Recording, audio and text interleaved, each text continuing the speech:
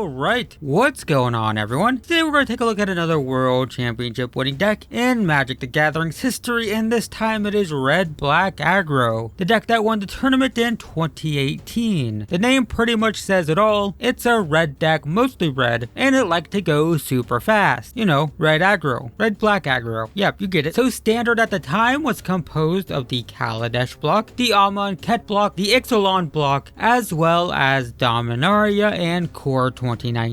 The tournament would take place in Las Vegas, Nevada, and the deck would be piloted by Javier Dominguez. So Red-Black Aggro was super simple. It just wanted to play super fast, super aggressive creatures, and burn spells to wipe out the opponent as quickly as possible. So let's just start at the bottom of the curve. It starts with Bomat Courier, Kari Zev, and Scrap Heap Scrounger. Bomat Courier is a 1-mana 1/1 with haste, so it can start attacking right away, and when it attacks, it exiles the top card of your library under itself, and then you can sacrifice Bomat Courier that is, to discard your hand and get all of the cards that it exiled. This is great in an aggro deck because it starts attacking right away on turn 1, and after a few turns, after you've blown through all the cards in your deck, and once you start gassing out, you can crack it, discard your hand that doesn't exist because you don't have any cards in hand, and fill your hand with more gas to finish the game. Pretty good. Kari Zev is a 2-mana 1/3 with First Strike and Menace, and when she attacks you get a 2/1 monkey that's tapped and attacking. So basically it's 3 power for 2 mana, but Kari Zev herself is difficult to block, and the token just gets created over and over again, so you can just ram this into your opponent every turn without concern, because if they don't have 2 creatures to block Kari Zev, then she's safe anyway, and you're just gonna get the token next turn no matter what. Plus, like I said, 3 power for 2 mana, perfectly acceptable in an aggro deck. And then Scrap Heap Scrounger once again is a 3 power creature for 2 mana. It can't block, but that's fine because this is an aggro deck, so you're just looking to turn it sideways no matter what. And in this case, if it dies, you can exile a card from your graveyard to bring it back onto the battlefield. So much like Kari Zev, you can attack with this relentlessly because it just keeps coming back. The deck also played Heart of Kiran. It's a 4/4 flyer with vigilance that only costs 2 mana to cast, which is quite the powerful body for so little mana. It is a vehicle, so you do need to crew it for 3 power, but you could start taking to the skies with this if your ground troops started getting clogged up on the battlefield. Plus it can actually just remove a loyalty from a Planeswalker to become a creature, and that's relevant because this deck did play 2 Planeswalkers, and we'll look at those a little bit later. But the point is, a 4/4 flyer with vigilance that you only had to pay 2 mana for is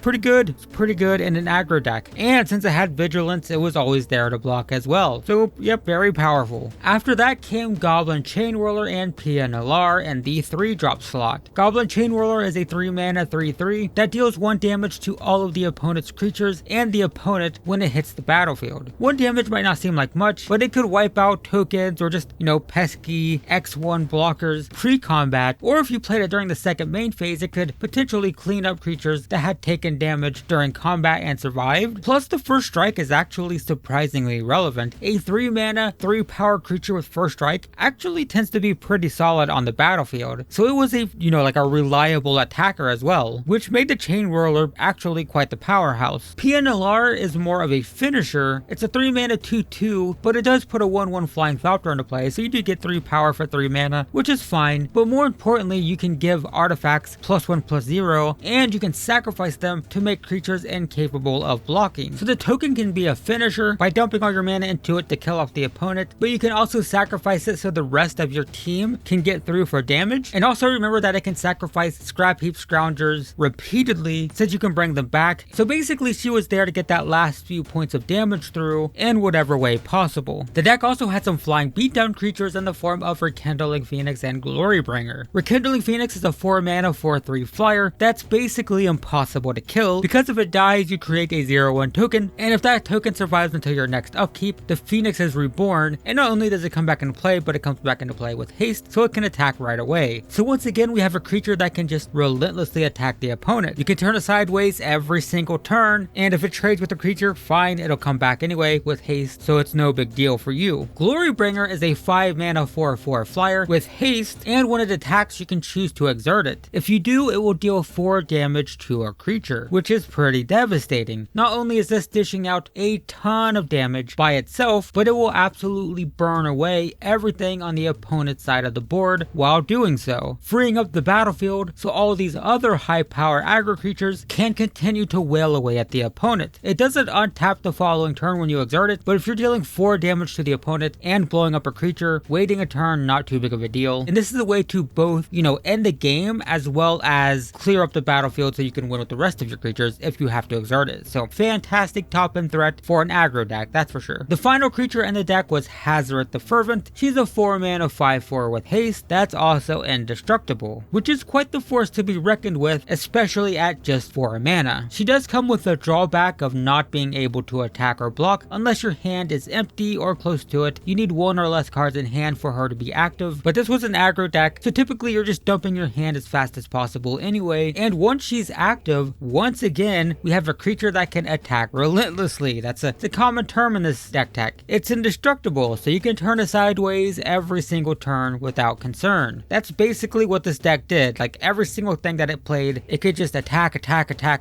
and it doesn't have to worry about bad trades or bad blocking scenarios because all of its stuff is just going to come back anyway, or it's indestructible. So this deck was just plain aggressive. Very, very aggressive. Hazoret could also make herself active by allowing you to discard cards to deal 2 damage to the opponent. I mean, 3 mana and discarding a card for 2 damage isn't that exciting, but it turned all your late game dead draws into burn spells. When you're desperately trying to kill your opponent and you top deck that 7th land, well, now you can just pay 3, dump it, deal 2 damage, which is pretty handy in an aggro deck with lots of burn. Being able to turn all your late game draws into burn spells if they aren't relevant is pretty great. And speaking of burn spells, the deck also played Magma Spray, Abrade, and Cut to Ribbons. Magma Spray deals 2 damage to a creature and exiles it if the creature dies that turn. Useful for opposing Scrap Heap Scroungers, for example. Abrade deals 3 damage to a creature and can blow up artifacts, and then Cut deals 4 damage to a creature for 2 mana, which is already pretty efficient, but after it's in your graveyard, you can cast it for X and 2 to deal X damage to the opponent, or they lose X life. But the point is, it's another way to finish the opponent. You've got a burn spell to blow up blockers that can also just win the game from the graveyard, which is pretty nice. The deck also played Doomfall, which has 2 modes to choose from. The first forces the opponent to exile a creature they control of their choice, and the other allows you to peek at their hand and pick a card out of it that you don't like to exile. And that brings us to the Planeswalkers in the deck. It played Karn, Silver Golem, and Shaundra, Torch of Defiance. Karn is all about card advantage. He lets you reveal 2 cards from the top of your deck, and your opponent puts one of them into your hand and the other into exile, but the minus ability allows you to start grabbing those cards that the opponent didn't want you to have, and the final one allows you to start creating tokens that have power and toughness equal to the number of artifacts you control, which can be pretty powerful because not only are they artifacts themselves, but remember that this deck actually has a few artifacts in the form of Bomat Courier, Scrap Heap Scrounger, and Heart of Kiran. So if the board does end up stalling long enough, you can either just get lots of card advantage,